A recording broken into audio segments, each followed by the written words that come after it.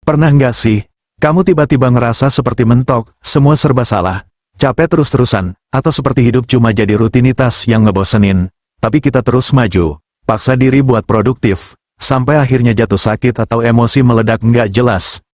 Nah, di situ biasanya kita baru sadar, ternyata, tubuh dan pikiran kita butuh healing. Sebelum kita bahas lebih lanjut, jangan lupa subscribe, nyalakan lonceng notifikasi, dan bagi pendapatmu di kolom komentar nanti.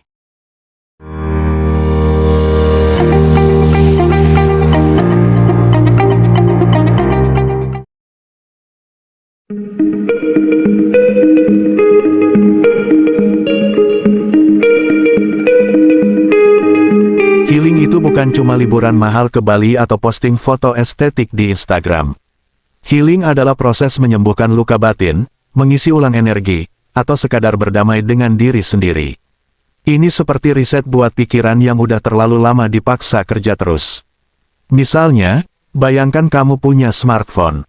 Kalau baterainya 1%, tentu kamu pasti buru-buru cas. Nah, tubuh kita juga gitu. Kalau dipaksa terus dipakai sampai low battery, ya rusak. Healing itu seperti cas baterai versi manusia.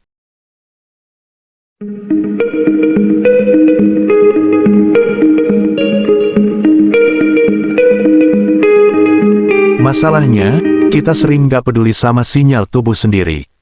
Alasannya bisa karena: pertama, takut dianggap lemah. Aku harus kuat, nggak boleh cengeng. Kedua, tuntutan produktivitas. Istirahat nanti aja, deadline masih numpuk. Ketiga, nggak tahu caranya. Healing itu nggak harus ke psikolog, dan juga nggak harus mahal. Padahal, mengabaikan healing bisa bikin kita drop fisik, stres berkepanjangan, bahkan depresi.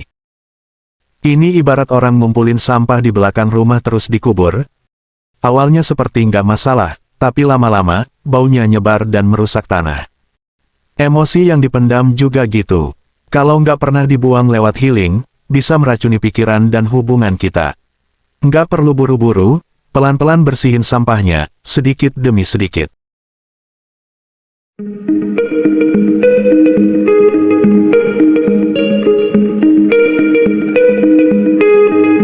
Yuk, cek apakah kamu mengalami ini.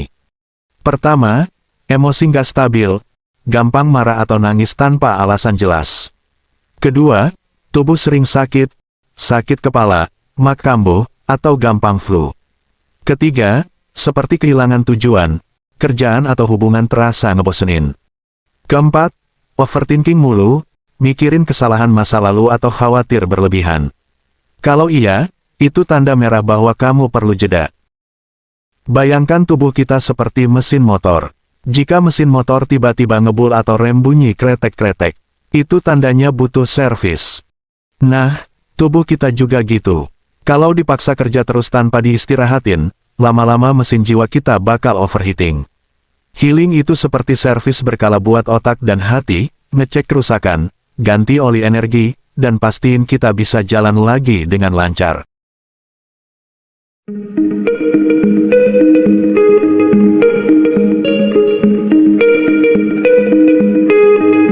Banyak yang bilang healing itu ribet dan mahal. Padahal, bisa dimulai dari hal kecil. Pertama, quality time sama diri sendiri. Matikan HP 1 jam, baca buku, atau tidur siang. Kedua, ngobrol dengan orang terpercaya, curhat ke sahabat atau keluarga. Ketiga, lakukan hobi yang terlupakan, misalnya, ngegambar, nyanyi, atau berkebun. Keempat, menulis jurnal. Tuangin unek-unek di kertas, lalu robek atau simpan rapat-rapat. Yang penting, kamu nyaman dan nggak merasa terbebani. Tubuh dan pikiran kita juga sesekali butuh hiburan. Ibarat tanaman butuh air, sinar matahari, dan pupuk. Kalau cuma dikasih air doang, tapi ditaruh di tempat gelap, ya layu. Kita juga begitu. Kalau cuma dikasih makan, tapi nggak dikasih istirahat atau hiburan, ya layu. Healing itu seperti memberi pupuk dan sinar matahari buat jiwa yang mulai kering.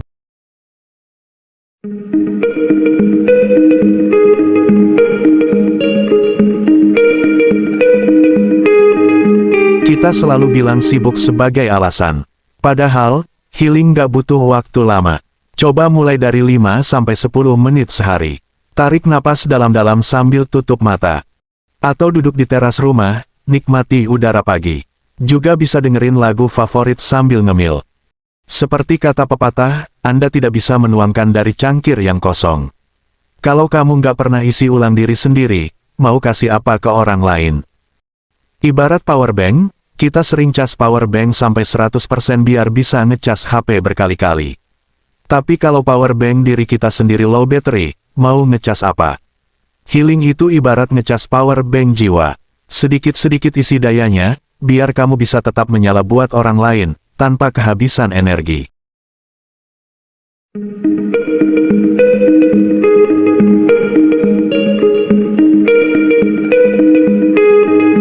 Perbedaan healing yang benar dan salah. Healing yang salah, atau sering disebut pelarian, yaitu kabur dari masalah, misalnya, makan berlebihan, belanja impulsif, atau mabuk-mabukan. Sedangkan healing yang benar itu, menenangkan diri sebelum kembali hadapi masalah dengan pikiran jernih. Jadi, healing itu bukan menghindar, tapi memulihkan diri agar lebih siap bertindak. Bayangkan pikiran kita itu seperti gelas. Kalau terus dipakai tanpa dicuci, debu dan kotoran numpuk, airnya jadi keruh. Healing itu proses membersihkan gelas itu. Nggak harus dengan cara mewah, kadang cukup diam sejenak, biarkan kotoran stres mengendap, baru kita bisa lihat semuanya dengan jernih lagi.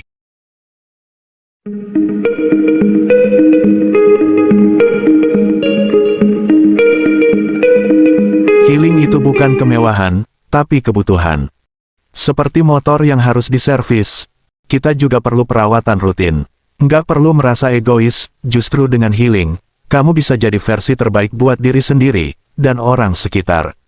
Yuk, mulai sekarang, izinkan diri kamu untuk beristirahat.